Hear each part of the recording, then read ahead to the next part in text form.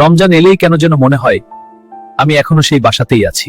এইটাই তো আমাদের প্রবাস জীবন, কেউ বুঝে না আমাদের মনের কষ্ট। কত কষ্ট মনে নিয়ে কাজ করতে হয় প্রবাসে।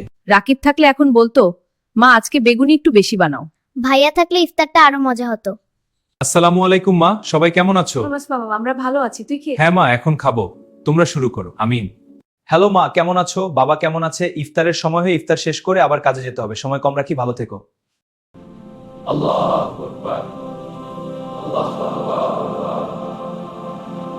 আজকের ইফতার সবার সাথে শেয়ার করতে পেরে খুব ভালো লাগছে। আমিন।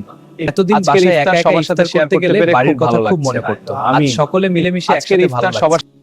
আজ ঈদের চাঁদ দেখা মাত্রই বাড়ির সকলের কথা খুব মনে পড়ছে। তোমাদের হেরে খুব কষ্টে আছি। হায়রে প্রবাস জীবন, কবে যে দেশে যাব, সকলের সাথে ঈদ করতে পারবো, আল্লাহ ভালো জানেন। ঈদ মুবারক। ঈদ মুবারক ভাই। আপনার ঈদ কেমন কাটলো?